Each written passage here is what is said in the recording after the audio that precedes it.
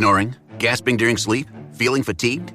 Wake up to Zepbound Tirzepatide, the first and only FDA-approved prescription medicine for moderate to severe obstructive sleep apnea, OSA, in adults with obesity. Zepbound is an injectable prescription medicine that may help adults with moderate to severe obstructive sleep apnea, OSA, and obesity to improve their OSA. Zepbound should be used with a reduced-calorie diet and increased physical activity.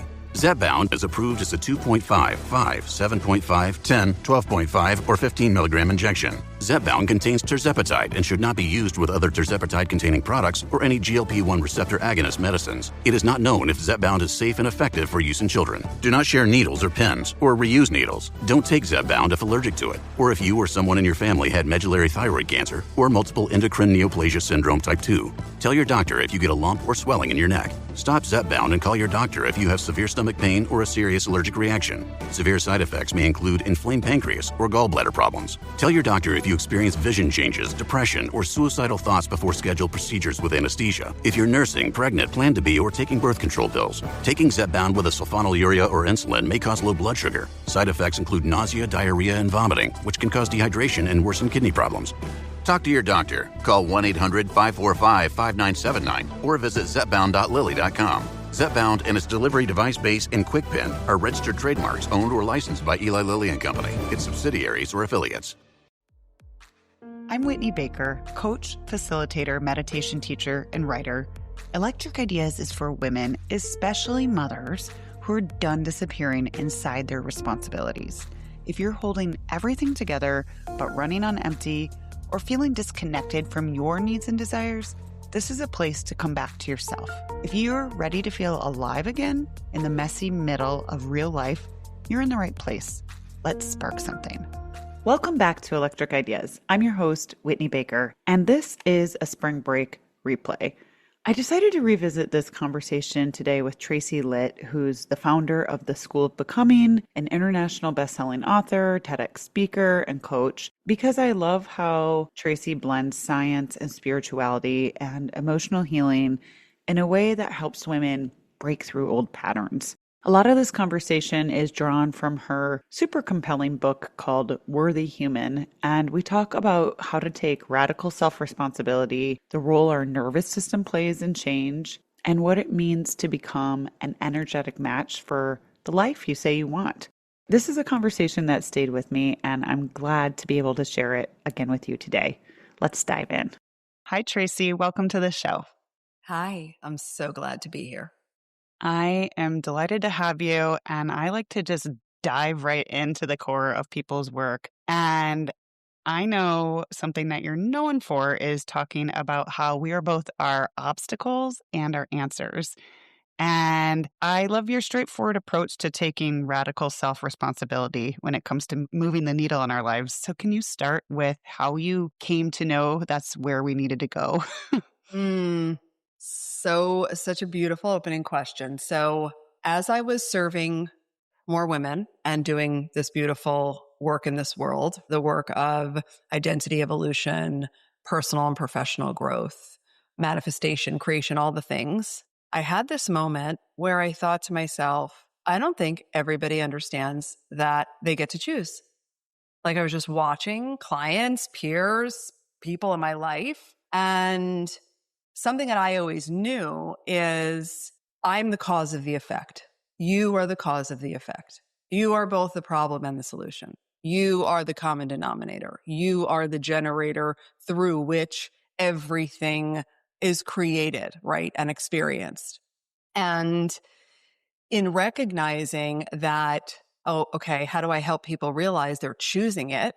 Meaning, if you're in a place where you're not liking what you're experiencing, I love you, and you're choosing it, or you wouldn't still be there, right? Or you're not getting the result that you are working so hard for, you're choosing that too. And when you really drill down choice, or when I drill down choice, I realize the thing that has to occur for all of us in order to step up into sovereignty, agency, which are just like fabulously fancy words for choice, step into choice is we have to realize we're the cause of the effect. We have to go. Like, and it's so annoying too. I actually just had a beautiful session I did in someone's community, and I shared this notion, and they're just like a little annoyed. I'm like, I know, but it's also power. Like, move past the agitation, the fact that you are the problem and the solution, you are the obstacle and the answer, because the cool part of that, and I'm going to roll it into radical personal responsibility, is you don't have to wait on anything or anyone to change for you to experience something different. And that is actual freedom, not garbage freedom, but knowing, like, wait a minute, my sovereignty, my ability to choose, my willingness, because that's all radical personal responsibility is your willingness to put your hand up and go, it was me, it's me, hi, it's me. I'm going to take ownership for all of it, right? Then you realize, oh, okay, the ego is frustrated by this, but the woman I'm becoming, she's stoked, because radical personal responsibility puts you back in your power center. Yes. As you're speaking into this, what's bubbling up for me is that it can be kind of confronting because you have to call yourself out. However, there is so much freedom on the other side of knowing that you can change your circumstances. And I think a lot of women spend a lot of time outsourcing so much of their power, complaining and making excuses, which I know we've got to talk about. So maybe we dive into excuses now because I think they're a Yeah. piece of this. Yeah. I mean, we push the snooze button, we eat the blueberry muffin, we do all of these things. And yes, we're normal, we're getting by. But you talk about how excuses are a form of self-deception and something that really keep us stuck. Can you speak into that a little bit? Yes. Oh, it's so good. It's like excuses are the lies we tell ourselves so we don't have to take responsibility. So it doesn't have to be our fault. So we don't have to take ownership. And I want to share this because something in me is saying to share it, and it's important. One of the requirements for becoming a woman who lives her life through radical personal responsibility and ownership is you realizing that you are whole and worthy, period. Okay. Because the thing that prohibits women from taking, I'll just call it RPR, that's how we shorten it in our world, is the lie that they are unworthy or they are not enough somehow. So it happens to the psyche when you are struggling with not feeling enough. And then I'm over here going, hey, queen, take radical personal responsibility. Your unconscious addiction to self-internalization, which means making everything mean something about you, stops you from taking that ownership because in an unworthy identity, it makes it mean that there's something wrong with you, right? Like, see, I'm not, now I have to take responsibility, like can't take responsibility because if I own that, then it means it was my fault, or it means that I suck, or it means that there's something wrong with me, right?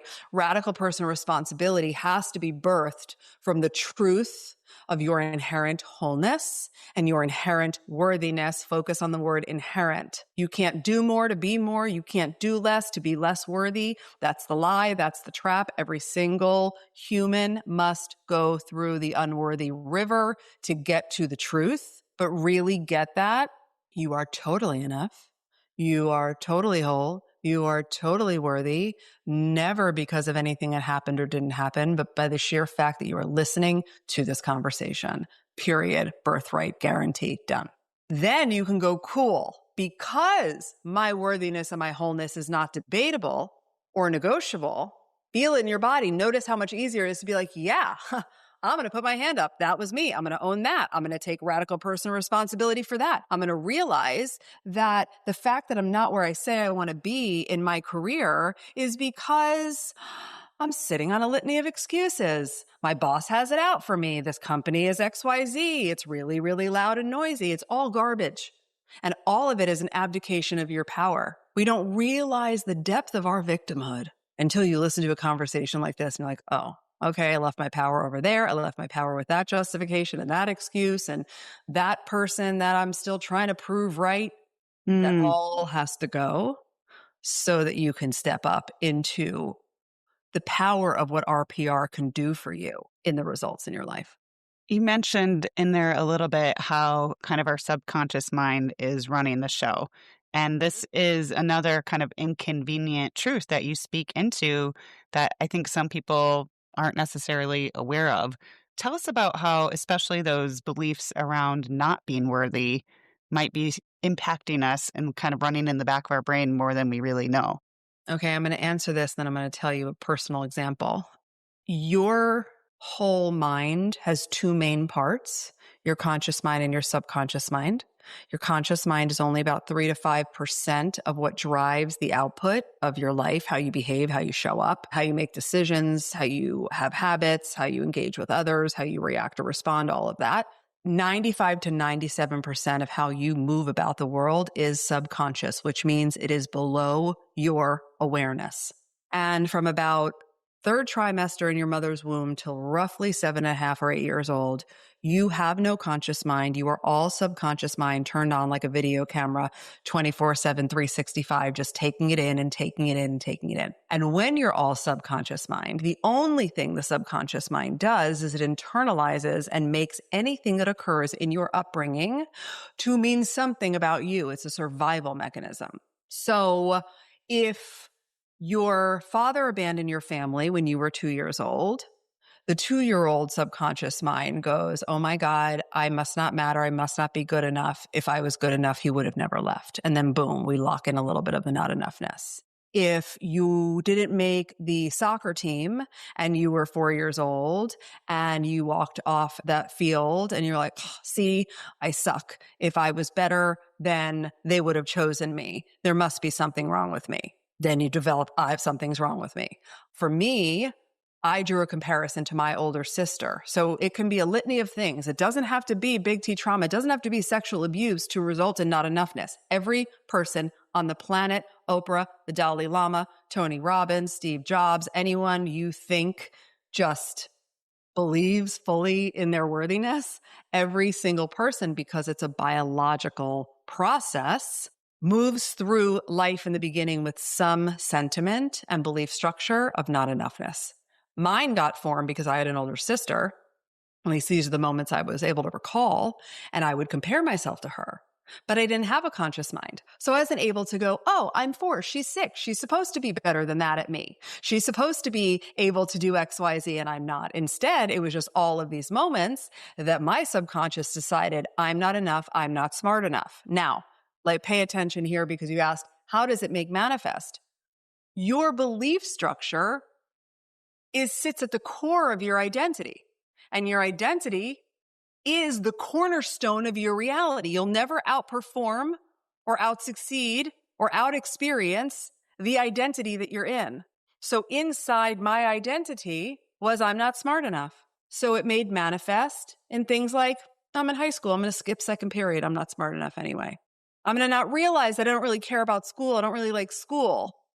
But that was the story that I started telling because in the core of my belief structure, I didn't think I was smart enough to do well, so I never attempted to.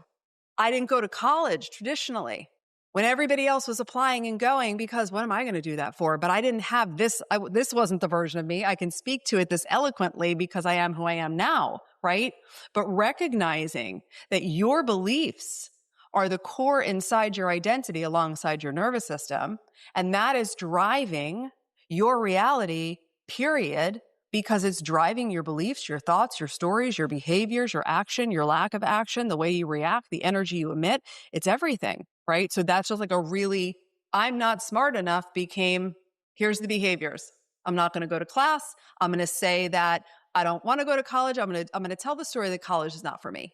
Yes, I really appreciate the specific example. And one thing I liked about your book is for me, I felt like it was soul meets science. And I was wondering, we don't have to get too technical, but you talk about the reticular activating system and how when we have stories in our head, we look for ways to prove ourselves right. And I thought that was interesting and something that people might want to hear about. Well, this is so good. So you don't realize you're looking for ways to prove yourself right. That's a function of the ego. And so your reticular activating system, one of the ways we teach it inside the school is it's like the bouncer for the club of your mind. So imagine like this big buff dude ripped with arm tats, and his name is Raz. And he is standing at the front of your quote club, and he's only going to let in what he thinks you want inside your club. And the way he discerns like who's out and who's in is your belief structure, and the stories you tell and the thoughts that you think, because you don't see with your eyes, you see through your eyes. And the identity, which holds all the things we're talking about, drives what Raz shows you and what he doesn't. So if you think about this in like a pretty rock solid universal example, let's do like two of them because one is motherhood related. So I decide I'm going to buy a new car. I decide I'm going to get a white BMW. I'm pumped about it. So I start researching them online. I go test drive a few, right? I subscribe to get their free magazine. And then all of a sudden I'm seeing white BMWs everywhere I go. And you're my best friend and I call you, I go, Whit, you're never going to believe this. Everywhere I go, like white BMW, like right now, oh my God, there's a white BMW right next to me. This must be a sign. It's not a sign. It's where I have been putting my focus and attention. So Raz is like, oh, she wants white BMWs. Got it. I'm going to start pulling in from all the stimulus and everything that's available around her, and I'm going to focus and show her that. Same thing with pregnant. I remember the times I was pregnant, all of a sudden I felt like, how many times have you heard there's something in the water, everybody's pregnant? No, it's just because you're pregnant and you're eating and breathing and sleeping pregnancy. So it is what your Raz shows back to you. There are other people in the world that are not pregnant that don't even realize there are pregnant women right now in this moment. So that's really what the Raz does. Those are great examples because I think that we want to learn how to, again, back to the self-sovereignty and that feeling of power, we want to learn how to harness this to be a force of good in our lives instead of the self-fulfilling prophecies. I mean, you gave some examples in your book, like even a child who was ruining the whole family's life. Kind of this woman complain. I'm paraphrasing here, but and every morning she would be like, "Ugh, this is going to be a disaster." And again, she was looking for it to be a disaster. Yes.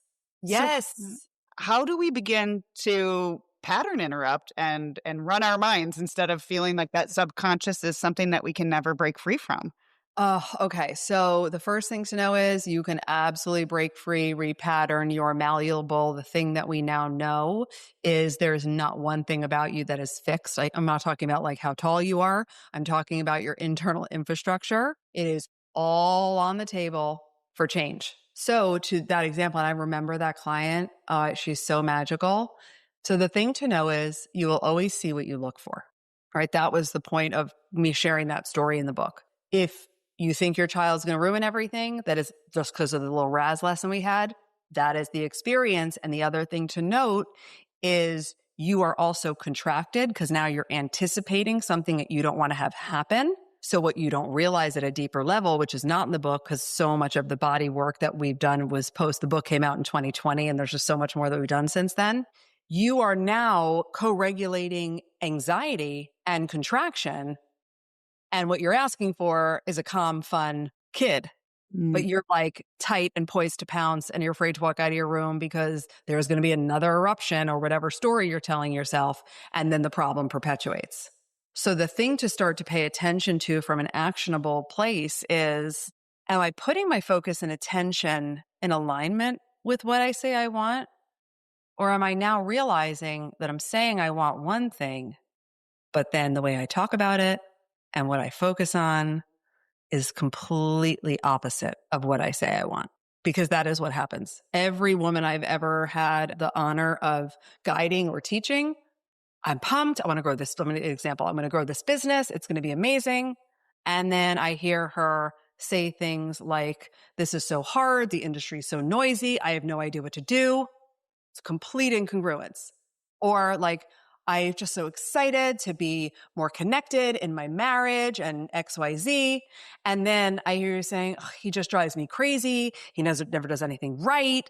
It's like, okay, if you focus on the opposite of what you want, then you're putting your focus and attention and you're directing Raz to not show you what you want. He's only going to show you what you're actually asking for.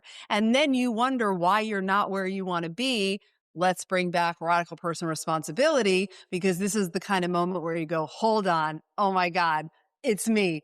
I've been totally focused on the opposite of everything I say I want. Oh my God. And then you start to realize liberation is coming, choice is coming. I can shift my focus and then completely shift my lived experience because you don't have to wait on anything or anyone outside of you for things to shift. Because when you understand how this thing works, this spiritual energetic being having a human experience, which levers to pull in your internal infrastructure to have a completely different experience, that's when you have power. Hey, it's Whitney Baker, your podcast host and founder of Electric Ideas, just jumping into this episode because I have something special to share. Many of my clients carry this constant feeling of being backlogged, like there's more they should be doing. And the things that bring them joy, they tend to keep pushing those off. In addition, sometimes when they finally carve out time to spend with the people they love the most, they often feel drained and distracted and disconnected, or like they're just going through the motions. And this is exactly why I created 5 days to less stress, more satisfaction. This is a simple yet powerful self-guided mini course that follows my signature flow. I help women get still through soulful guided meditations. Then we open up space for reflection so you can really tap into yourself and that inner knowing and have a moment to press pause on all the demands of life and look at the big picture. I also layer in practices that help you feel light and joyful and free, because it's a lot to be a woman in this high demanding world. And adulthood has a way of stripping those feelings from us. And unfortunately, for many of us, they don't just reappear. We have to intentionally cultivate this feeling of aliveness and joy and freedom in our lives. I want you to go from feeling like your days are planned to feeling like your days are designed. That's a subtle but beautiful shift. And if it speaks to you, I encourage you to check out 5 Days to Less Stress, More Satisfaction. I've priced this course at just $47 because I want it to be as accessible as possible. And I want every woman who feels called to do this type of work to be able to snag this today and just begin. It's a no-brainer investment in yourself, and you can get instant access through the link in my show notes. As a small business owner, creative, and mother, I continue to ask the universe to use me to help me be of service. So your show of support by purchasing this program really does go a long way. If you have any questions or feedback or need help accessing the course, you can just reach out to me anytime. I'd love to hear from you via email. My email is whitney@myelectricideas.com. Okay, let's get back to this incredible conversation. Yes. Speaking of language choices, I definitely want to make space to get into what you've been working on more recently, since, like you said, everybody's evolving and you've opened up some really interesting territory since the book. But I do want to ask you about a really specific language choice you talk about, and that's shifting from I can't to I won't. Tell us about that. That's a juicy one. So it's important to make the shift so that you can untether from the unconscious victimhood that you didn't realize that, you're operating in, and also pay attention if your mind's trying to be shitty to you right now, if it's trying to judge you, if there's any kind of thoughts it's offering, like, it's mad at me, it can't believe that it's realizing this, because giving yourself grace is really, really, really important. So when you realize, whoa, I've been abdicating my power, that is not then the invitation for you to be mean to yourself about the fact that you just realized you've been abdicating your power. That's the opposite of where we're going. Instead, it's like, this is so cool. Oh my God, I just made like a huge awareness. And awareness is the prerequisite to change. So this is awesome. Can't, from a language standpoint, is a victim powerless based word, because it's never true that you can't. What's true is that you won't. And won't is wonderful. And won't is powerful. And won't is like, I won't. And you're choosing. The other part of it that's important is it uncovers some of your own truth that you might not have realized is there, right? So there was a client, and she was working on her body, like physical fitness and wellness and losing weight. And she would say, I just can't go to the gym. I can't make the workout. I can't. Okay. And then she was in a class and we taught this concept. And I said, okay, so just replace can't with won't. I won't go to the gym. Stay there. Don't leave yourself. I won't go to the gym. That sounds a little interesting, doesn't it? Yes. Okay, good. I won't go to the gym because. And it was one of those moments, when you watch someone have a breakthrough and you don't even know it's going to come out. And she literally was like, oh my God, I won't go to the gym because I feel like I'm too fat and I don't want to put my workout clothes and be seen. Oh, what? Winning. So if can't stayed in place, it's like I can't, therefore I abdicate my power. But I won't. It's like, really? Okay, cool. You're allowed to choose and you won't because, right? Another example happened during this time where there was an entrepreneur who wanted to do like networking events, but wasn't going, right? I can't make it. I can't make it to that thing. I can't make it to that thing. Okay. I won't make it to that thing. I won't make it to that event because I don't think I know how to network and I'm afraid of what they're going to think of me. Okay, now we have something to work with, right? So that's what makes this specific language shifts of all the ones we teach so essential because it pulls you out of victimhood and it actually gives you awareness of self that becomes the domino to create a shift around what you noticed. Absolutely. I think too, and I know it's important to you as well, to give women something practical they can do to start to make these shifts. And what's coming up for me right now as you speak to this is this seemingly simple exercise from your book where you draw a line down the page. Is on the left side, you make a list of everything you want. And on the right side, you say why you don't have it right now. And I'm thinking about encouraging women to do that and then playing around with this can't want language. Do you think that would Yes. be a good thing to I try? think that would be amazing because it shows you so much. And it actually also brings you to something I teach called the honesty behind the honesty. Mm-hmm. So when you make the list like you were describing, and if there's a way even for you to take a photo of that page and link it in the show notes or whatever, just so they can see, and you start to have to write down like why I don't have it, I want you to go deeper into the truth. Because sometimes at first it's like a nice surface-based answer, and you might notice the more you lean into this work, oh, I was actually blaming that on something. Oh, I don't have that because my husband never gets his shit together. That's actually not an answer. What's the honesty behind the honesty? I want intimacy in my marriage is what I was thinking of in the want column. It can't be about other people. It can't be about things outside of you. We were all raised to believe the outside creates the inside. That's the lie. Where the consciousness revolution is moving to and the truth of power is, oh, it's the inside that creates the outside, not the opposite. So then the honesty behind the honesty would be, I don't have it because I haven't forgiven him for XYZ and set myself free. Because I'm not comfortable with how I feel about myself right now and I actually don't want to be intimate. If we don't get to the truth, we don't get to the good stuff. And when you realize you are whole and worthy, you're willing to see the truth because you love yourself so much. You're never going to wrong yourself for saying the thing that kind of makes you want to throw up because you're actually saying it. It's so honest. You're like, oh my God, I can't believe. But nowhere in that is being mean to yourself. Nowhere in that is being against yourself. It's all, I unconditionally love me.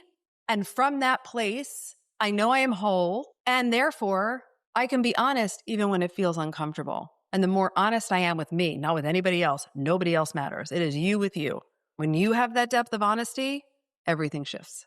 This is really resonating with me just because I feel like when women are standing in that sense of wholeness that you remind us is our birthright, it kind of just being deeply honest, that like 2 questions deep honest about the whys, becomes this powerful self-tending,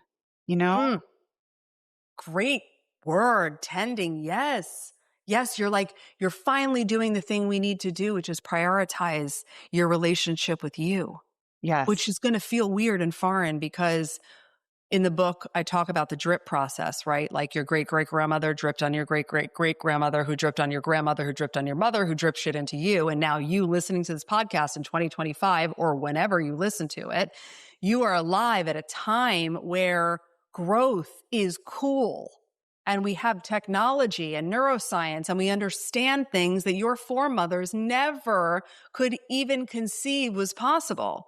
And one of those big shifts and paradigm shifts is moving away from overfunctioning and martyrdom and doing everything for everybody else and shifting into the new paradigm of I am the common denominator. I am the asset. So my relationship to me is the most important thing I can focus on. And when I do, that's when my spouse, my kids, my friends, my team, my peers get the best of me. Yes. So on board with that. The ripple. That's what I Yeah. say. The ripple is Yeah. real, you know? Yes. Yeah. And stay there because you're rippling something. And this is like a war cry that I have. We need you. Every woman, don't think you're just off there and you're not impacting us. You are, because you are either rippling old paradigms and limitation and overfunctioning and dimming your light and shrinking and hedging and overworking, or you're dripping power and support and receptivity and trust and takes a village. So the ripple is happening just like the drip is happening. And you need to come to Jesus and say, what am I dripping? Yes. I know that one of the breakthroughs that some of your clients experience in being able to own their drip, own their ripple, Yeah. is to really understand nervous system work. That seems like it's been transformational in your recent work. What do you wish all women knew about the nervous system? I want you to know that it is the command center of everything. We must get back in our bodies. We must relate to our nervous systems, and we must start to heal and regulate our nervous systems because the nervous system is the thing that's running the show. And the nervous system, there's two components that matter. The universal survival wiring of the nervous system, meaning like ours is every human being walking the earth has the same part of the nervous system that is biologically wired for survival, which means it walks around constantly, only able to ask one question all day long on repeat. Safe or unsafe, safe or unsafe, safe or unsafe, safe or unsafe, safe or unsafe, right?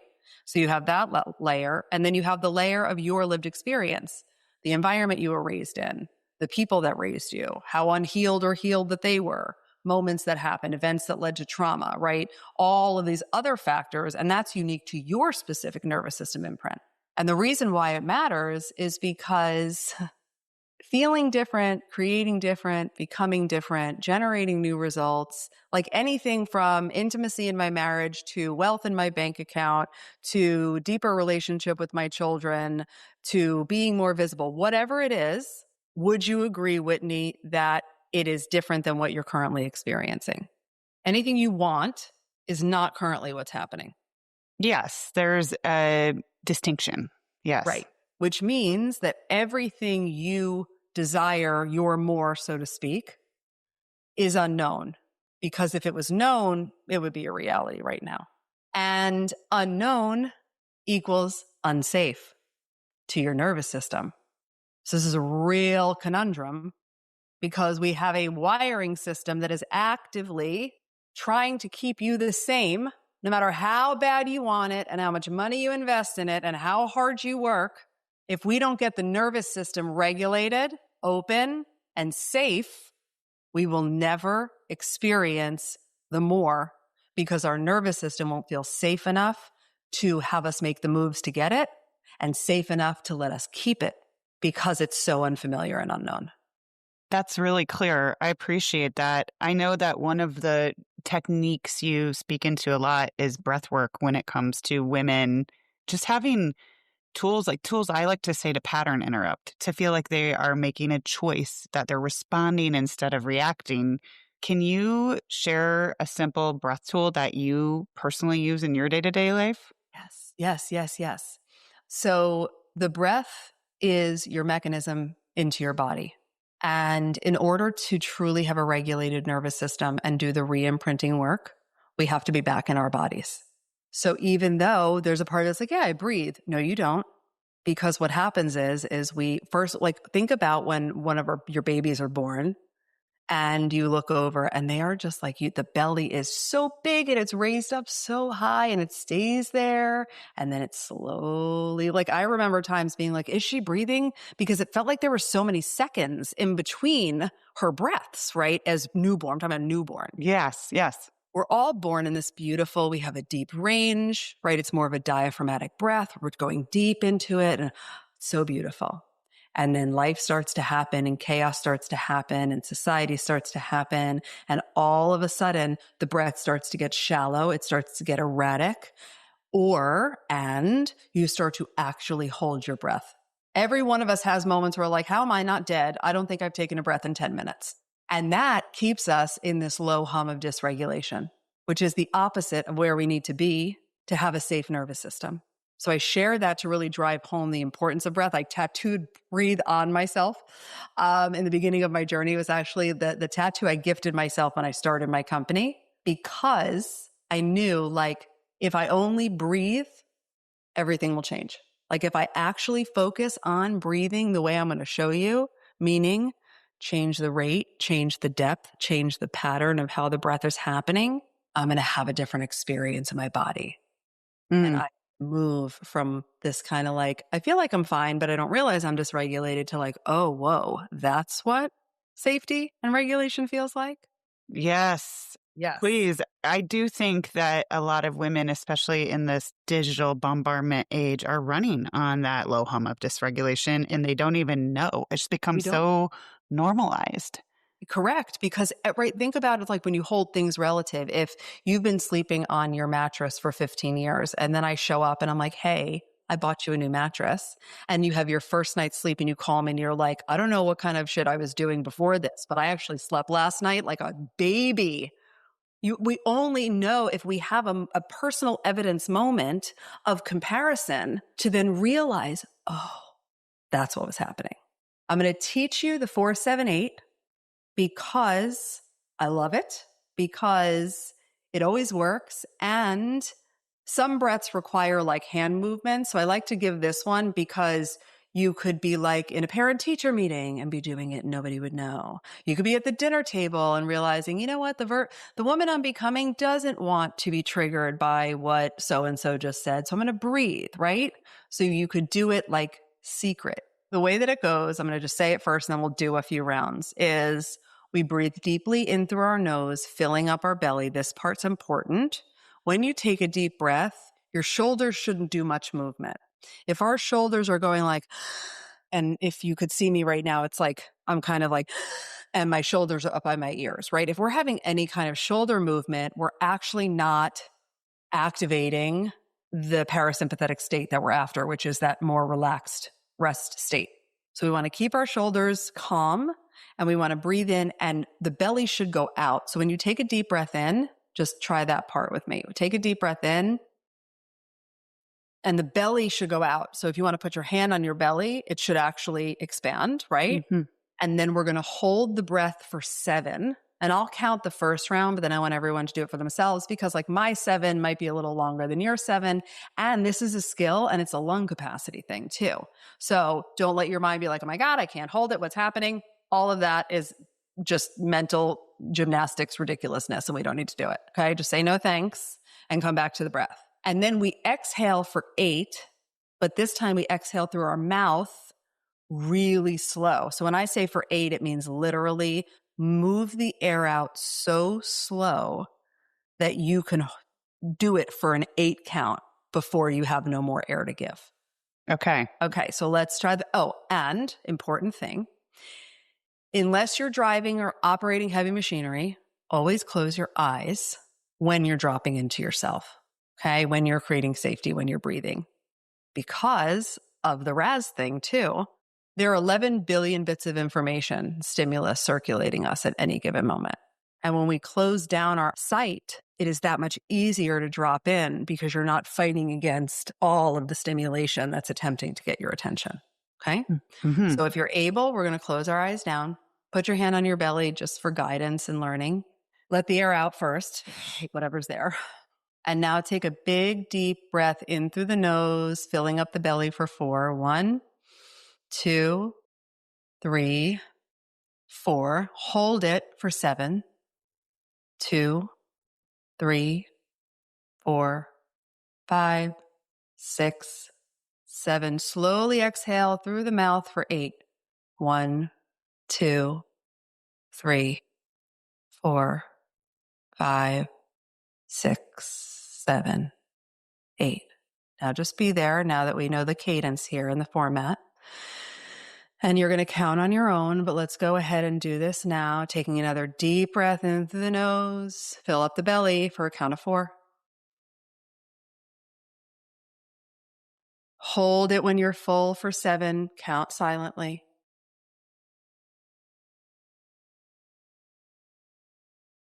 Slowly exhaling through your mouth for 8. Count silently.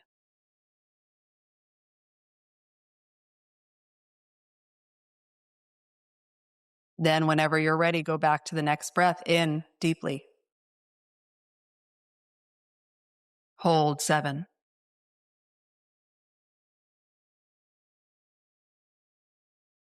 Slowly exhaling for 8.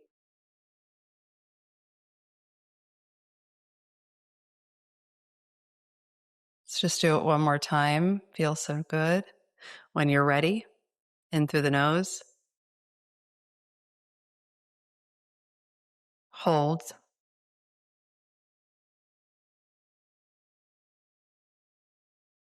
Exhale 8.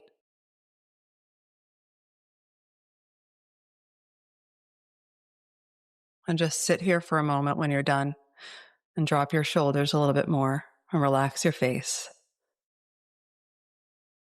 And notice what you notice about how you feel inside. Okay, now you could slowly open your eyes and come back because I could have stayed there all day. Yeah, me too. I was there with you. Well, thank you for giving us that practice. I think I want women to be lit up from within, and you know that, and I know you want that for women too. And part of that is finding realistic practices like this that you can weave into your day-to-day life so that you don't have to cling to those excuses. So I appreciate this, and I just want to say something I liked from your book too is to set a timer a couple times a day. And I love little things like that. That's how I roll too, because it's just a stop. Okay, do that breath exercise you just taught us for 2 minutes. You can go in the bathroom. You can do that. And it will help you have that drip, that ripple that we both know every woman wants, right? Yes, it helps build your awareness. It helps make you realize when you were tight before you stopped to breathe. It helps make you realize where your focus and attention was. Your ability to notice, which is what this beautiful breathing really does, is the first domino to any other part of any other kind of work you want to do. Noticing is the prerequisite to everything. So the more we do this, the stronger we build our awareness skill, both of introspectively, meaning how we feel inside our bodies, and of like, oh, what I was focused on or the behavior that I was exhibiting. And then you could have a moment where you're like, oh, I remember that thing when I was listening to Tracy and Whitney, and I was just putting my focus in the opposite of what I say I want. Wow, I just realized that. I just became aware because I stopped running like a chicken with my head cut off for the 17 hours of the day that I'm awake. So inserting those, I'm glad you brought up the reminders, is really, really important because your mind also doesn't want you to stop. When we set reminders, and we do this in the choice method program, we do this in becoming and all these things, this is like a do not pass go, everyone must do this. The amount of times the mind will say to you, you're fine, you feel good, you don't need to stop. Oh, your breathing reminder just went off. No, it's fine, you have other things to do, don't worry about it. Because that's how uninterested in you feeling different, being different, or experiencing different your nervous system is. Because your nervous system comes from the back of your brain stem all the way into your spine throughout your body, right? So your nervous system, when it feels unsafe, starts to drive limited thinking, starts to drive all the reasons why not. Not because it's accurate, but because it's not interested in you being anything but the same. Yeah. Oh, that lands. Tracy, I know we could talk about this forever. I might need to do a Tracy part 2 one day. Let's do it. Let's do it. I'm all about it. But in the interest of, being timely, I always like to end my episodes with an opportunity for reflection for women. So in these areas that we've covered of choosing radical responsibility, stopping with the excuses, and really becoming that energetic match for our desires, what's one question women could be asking themselves more? What am I afraid of? Because fear has lots of flavors. And fear doesn't usually feel like fear. And when you can identify what you're afraid of, what am I afraid of if I leave this relationship? What am I afraid of if I grow this business? What am I afraid of if I stop and am not so busy? And you'll get some like profound truth. And then again, the awareness gives us a place to grow from. That's a beautiful place too. And I know women are going to want to read your book and follow you and soak up all your wisdom. So where can we find you? Thank you. theschoolofbecoming.com is the site. And on Instagram at the Tracy Litt. That's the best place to hang. You can DM me. I respond myself. And anything we have coming up is always announced. And we just give great content. So at the Tracy Litt. All right. Tracy, thank you so much for your time and energy. Thank you. This was amazing. I'm so glad you joined me today. If you're looking for more, feel free to connect with me on Instagram at @WhitneyWoman. And if you enjoyed the show, I invite you to support me by leaving a review or sharing it with a friend. Hope you have an inspired day.